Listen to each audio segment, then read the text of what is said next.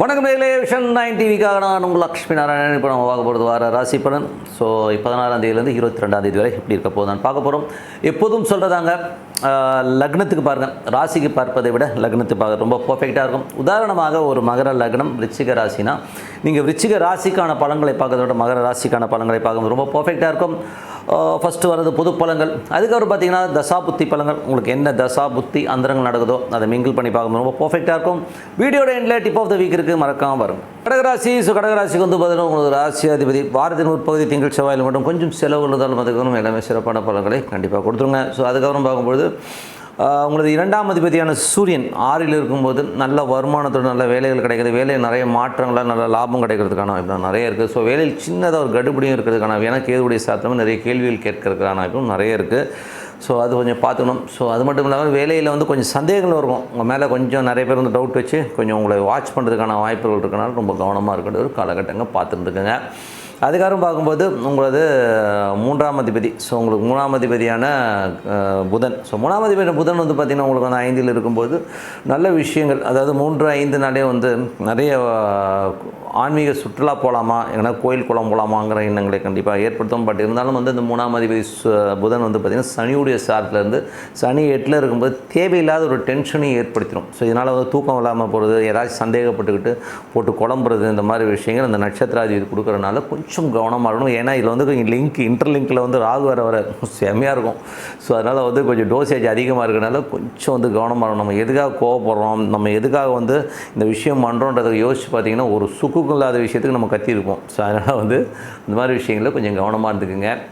So அதுக்கப்புறம் பார்க்கும்போது உங்களுக்கு 4ஆம் அதிபதியான சுக்கிரன். ஸோ 4ஆம் அதிபதி சுக்கிரன் வந்து 7ல் இருக்கும்போது நல்ல ஒரு அற்புதமான விஷயங்கள் நடக்கும். ஸோ இதில் வந்து பார்த்திங்கன்னா உங்களுக்கு மனசுக்கு திருப்தியாக சந்தோஷம் தர மாதிரி விஷயங்கள் நிறையா இருக்கும்.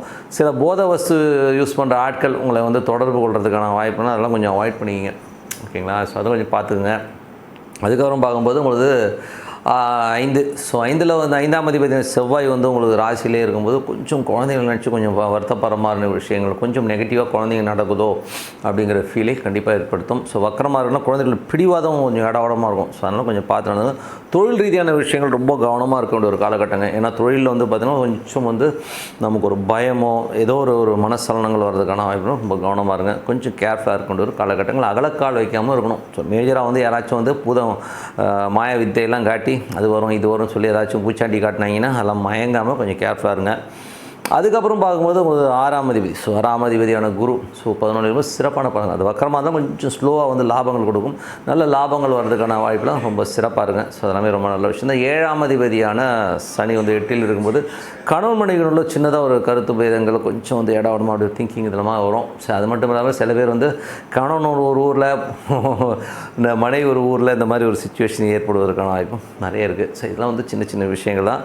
அதுக்கப்புறம் வந்து 8ஆம் அதிபதி 9ஆம் அதிபதி வந்து ஒரு நட்சத்திர பரிவர்த்தனையில் போயிட்டுருக்கு. ஸோ அந்த மாதிரி இருக்கும்போது என்ன மாதிரி ஆகும்னா அப்பாக்கும் உங்களுக்குமே வந்து கொஞ்சம் வந்து மனசு ரீதியாக உள்ளுக்குள்ளே சில மனக்காயங்களோட ஒருத்தர் மருத்துவம் ஏற்படுறதுக்கான வாய்ப்பு இருக்குது. அதே மாதிரி வெளிநாட்டில் இருக்கவங்களுக்கும் பார்த்திங்கன்னா கொஞ்சம் உள்ளுக்குள்ளே புலம்புற மாதிரி விஷயங்கள் இருக்கும். ஸோ அதை மட்டும் கொஞ்சம் கேர்ஃபுல்லாக பார்த்துக்குங்க.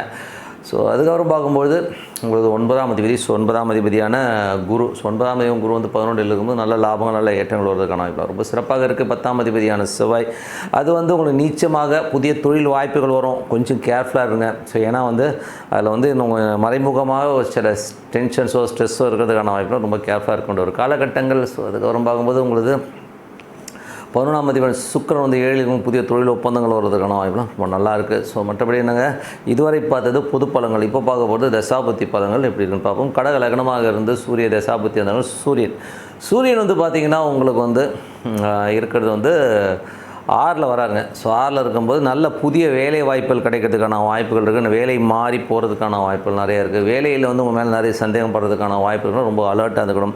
கடன் சம்மந்தமான விஷயங்கள், புதிய கடன் வாங்குற மாதிரியான விஷயங்கள் சில பேருக்கு ஏற்படுறதுக்கான வாய்ப்புகள் நிறைய இருக்குது. ஸோ அதெல்லாம் கொஞ்சம் பார்த்து நடந்துக்குங்க.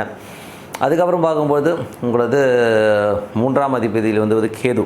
ஸோ 3ஆம் அதிபதியான கேது இருக்கும்போது அதுவும் சூரியனோட சார்ந்தில் இருக்கும்போது உள்ளுக்குள்ளே கலகங்கள் இருக்கும். ஸோ அதனால் கொஞ்சம் கேர்ஃபுல்லாக இருக்கின்ற காலகட்டங்கள் கொஞ்சம் பார்த்து நடந்துக்குங்க.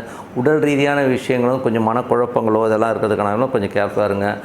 அதுக்கப்புறம் பார்க்கும்போது உங்களுக்கு 4ஆம் அதிபதியான சுக்கிரன். ஸோ 4ஆம் அதிபதியான சுக்கிரன் வந்து 7 இருக்கும்போது, அதாவது கடக லக்னமாக இருந்து உங்களுக்கு வந்து அந்த சுக்கிரனுங்கிற ஒரு விஷயம் வந்து பார்த்திங்கன்னா உங்களுக்கு 7 இருக்கும்போது நல்ல சுப நிகழ்ச்சிகள் சார்ந்த விஷயங்கள் நடக்கிறதுக்கான இப்போ ரொம்ப நல்லா இருக்குது. ஸோ எல்லாமே சிறப்பு தாங்க.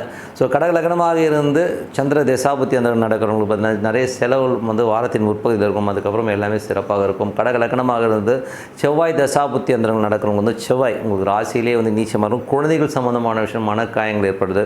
தொழில் ரீதியான விஷயங்கள் வந்து ரொம்ப அகலக்கால் வைக்காமல் இருக்கிறது ரொம்ப ரொம்ப நல்லது. கடக லக்னமாக இருந்து உங்களுக்கு வந்து புதன் தசாபுத்தி அந்தரங்கள் நடக்கிறவங்க பார்த்திங்கன்னா புதன் வந்து பார்த்திங்கன்னா உங்களுக்கு வந்து இருக்கிறது வந்து 3/12ஆம் அதிபதி வந்து உங்களுக்கு 5ல் இருக்கார். அதுவும் சனியுடைய செலவு ரொம்ப தேவையில்லாத ஒரு கற்பனை குழந்தைகளை வச்சுக்கிட்டு ஐயோ இந்த மாதிரி இருக்குமோ அந்த மாதிரி இருக்குமோ ஒரு இல்யூஷன் நடக்காத ஒரு விஷயத்தை நடந்ததாக நினச்சிட்டு அதனால் வருத்தப்படுற மாதிரி விஷயங்கள் இருக்கிறனால கொஞ்சம் கவனமாக இருக்க வேண்டிய ஒரு காலகட்டம். கொஞ்சம் பார்த்து நடந்துக்குங்க. அதனால் தூவங்கிடும். ஸோ அதனால் கொஞ்சம் பார்த்து நடந்துக்கிறது நல்லது. கடக லக்னமாக இருந்து கேது தசாபுத்தி அந்தரங்கள். ஸோ கேது வந்து பார்த்திங்கன்னா உங்களுக்கு மூலையில் இருக்கும்போது அது சூரியனுடைய சாதனம் உள்ளுக்குள்ளேயே வந்து சின்ன சின்ன கலகங்கள் ஏற்படுவதற்கான அதெல்லாம் ரொம்ப கவனமாக இருக்கணும்.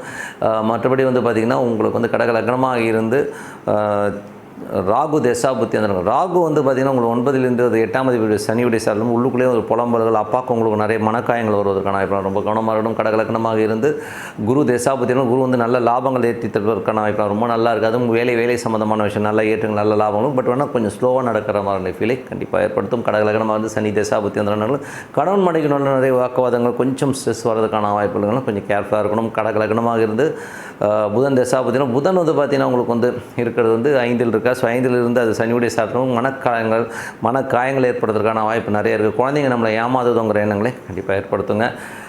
கடக லக்னமாக வந்து சுக்கிர தசாபுத்தி அந்தரங்கள் சுக்கிரன் வந்து 7ல் இருக்கும்போது நல்ல சிறப்பான பலன்கள் நல்ல ஏற்றங்கள் வருவதற்கான வாய்ப்பு ரொம்ப நல்லா இருக்குங்க. ஸோ திருமணம் சுப நிகழ்ச்சிகள் சார்ந்த விஷயங்கள்லாம் நடக்கிறதுக்கான வாய்ப்புலாம் ரொம்ப நல்லா இருக்குங்க. ஸோ இதுவரை பார்த்தா தசாபுத்தி பலன்கள் என்னை பொறுத்த ஒரு நல்ல ஒரு விஷயம் நடக்கணும். ஒரு பிரார்த்தனை மனதார இறைவனை பிரார்த்தனை பண்ணும்போது கண்டிப்பாக அடுத்த லெவல் போகிறதுக்கான வாய்ப்புலாம் ரொம்ப சிறப்பாக இருக்குது. பிரார்த்தனை பண்ணணும். இப்போ பார்க்க போகிறது டிப் ஆஃப் த வீக்.